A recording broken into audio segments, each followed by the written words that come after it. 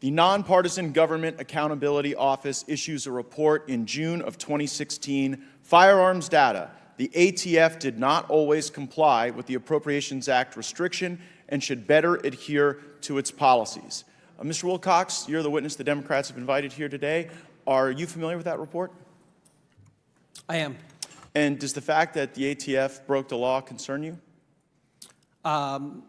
The report, I believe, supported ATF's action in cataloging records to stop crime. I'll read from it. It says, a technical defect allows ATF agents to access data, including purchaser data, beyond what ATF policy permits. Do you take any umbrage with that conclusion?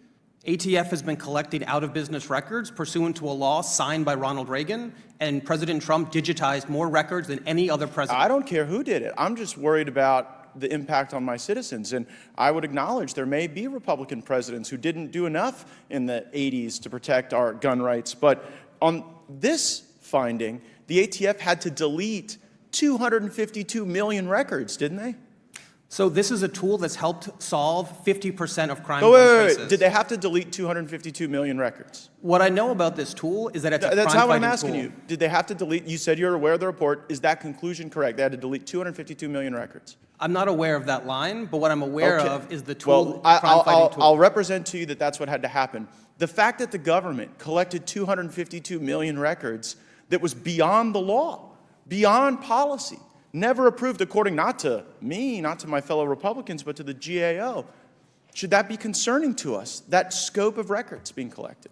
ATF's collection of out-of-business records was fully compliant with the law. That's not what the GAO said, so you disagree with the GAO report. Well, there's 2 points they made. One is the collection of out-of-business paper records that FFLs keep. The second piece was the collection of electronic records that FFLs keep. And what the GAO said was the electronic records were not being converted sufficiently. And that's what ATF so that's why they had fixed to delete become in compliance with the law. Because they had gone beyond their authority. You see, that's the concern of my constituents. When they go beyond their authority, and you may find those things virtuous, but no one elected you. They elected us to make the laws, and when we make the laws and they don't follow them, then people's rights get diminished. Another area is this issue of the arm braces. Now, in Mr. Wilcox's testimony, he says that an arm brace makes a weapon more powerful. Mr. Bosco, you know a lot about arm braces, don't you? I do. Do arm braces make firearms more powerful? They do not. They do not. Does it concern you that the witness that the Democrats brought would make such a claim that is obviously disproven by any utilization of those arm braces? I hope that my testimony today can help everyone here understand that the brace does nothing to make the weapon any more dangerous than it already is. And so when you've got the ATF going beyond their authority, collecting 252 million records that they have to destroy, well, that can just be explained because they're doing their best. But when Americans get inadvertently converted to felons because the ATF has exceeded their authority, there is no such grace for them, is there, Ms. Swearer? That would seem to be the case under the recent policy change to zero tolerance. Zero tolerance for our fellow Americans when they're trying to exercise their rights and protect their liberties, but all the tolerance in the world for a corrupt bureaucracy that is violating the law, exceeding their authority, and collecting records that they have no business collecting. I would make this final observation. I had the great privilege to spend 2 years on the House Judiciary Committee with the gentlelady from Missouri, and while she and I disagree strongly on this issue, her beliefs are sincere, and they are strong, and they are powerful, particularly when she expresses them. And so when she says to people that she wants to defund the police, she means it. And when she says in this committee meeting that gun violence is a public health emergency, well, she means that too.